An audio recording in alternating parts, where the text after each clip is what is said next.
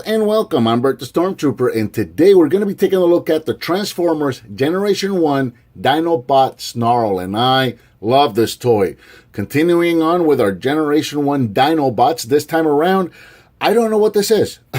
I actually do not know what this is, so I don't want to even try to guess, but I know that one of you, or some of you, or many of you are going to be able to go down in the comments and tell me what kind of dinosaur this is. So go ahead, please do so. Again, released in 1985, the Dinobots retailed for approximately $13. And very, very cool dino mode. I really like this dino mode. A lot of this gold chrome detail all the way around. This one's a little floppier than the normal guys, but I just really love this design. I find it so interesting. Still have the rub symbol right up here at the top, and it works still. Hopefully that's showing up on camera.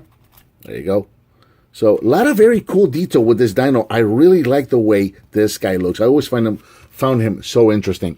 Here in dino mode, Snarl is approximately 6 inches long and about 4 inches tall at the top of this crest right here. So one more time with weapons, he does have a weapon much like Slag did.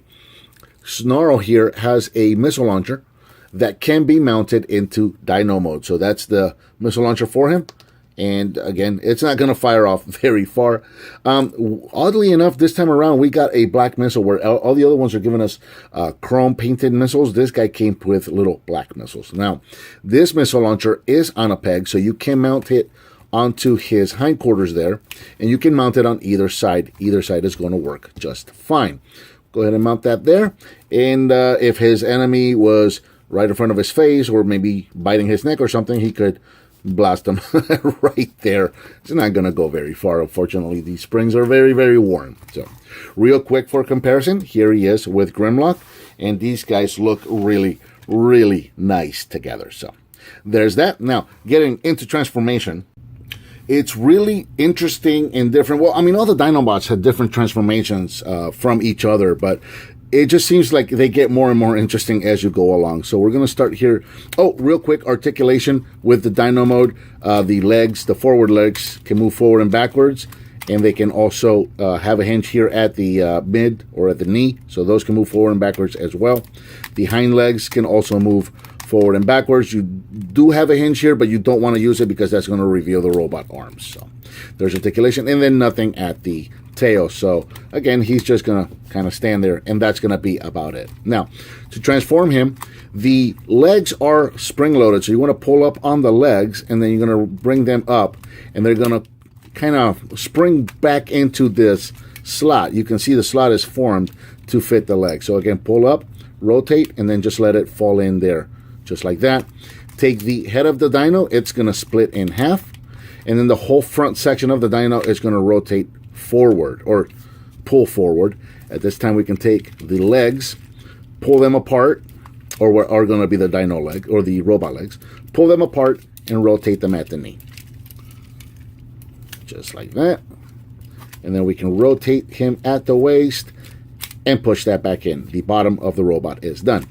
Again, the hind legs, if you bend them at the knee, are going to reveal the fist for the robot. Go ahead and bring those forward, just like that. And then finally, we're going to take the tail of the dino. First, we're going to move the camera up.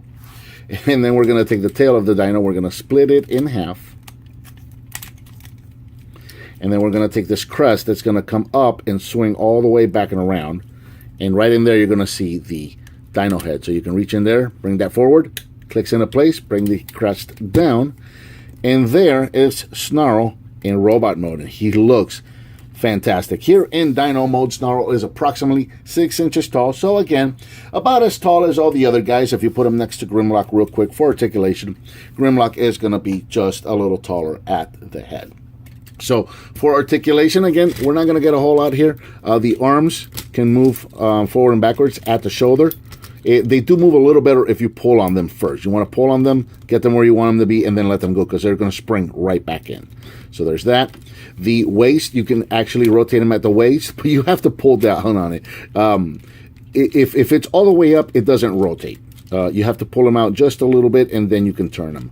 and you can kind of get them to stand there like that. So you can do that a little bit. You're kind of faking it. It can be done. The legs can move backwards, but not forwards because he's got a skirt right there. And then again, you can bend the knees. So again, not a whole lot here. You can pretty much stand them. And that's going to be about it. There's the cockpit. If you have a little Microman, you can put the cockpit right in there. And I think I forgot to show that off for Slag, but Slag did have a cockpit for Little Microman as well. I think I forgot to show that off. So one more time with the weapon so you can bring in the missile launcher. However, this time around, the missile launcher is not going to fit in his fist. That peg is going to be way too big for that. So you can still mount it right here on the shoulder, since his robot shoulders were his hindquarters or back legs. So there you go. You can still do that. He does have a blaster, which is really nice. I love this cannon. Check this thing out. Come on, focus for me. That thing is cool. I really love the design of this blaster right here. So we can give him his blaster, and I have a tendency of giving them their guns and weapons and blasters on their left hand so that I can give them their swords on their right arms.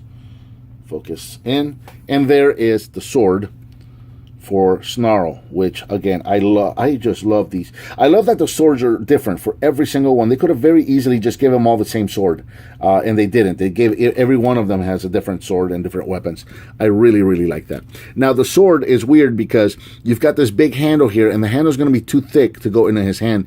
You've got that little itty bitty peg right there, and that's actually what's going to go into his fist, just like that. So there you go. There is Snarl in robot mode with all of his weapons. And one more time for comparison, there he is next to Grimlock. So very cool Dinobot, and we're almost done with all of our Dinobots. So I think that about covers G1 Dinobot Snarl. What did you think of this figure, and what would you like to see me review next? Let me know by leaving me a comment. Give me some thumbs up, subscribe, and share with your friends if you like what you see, and I'll talk to you next time.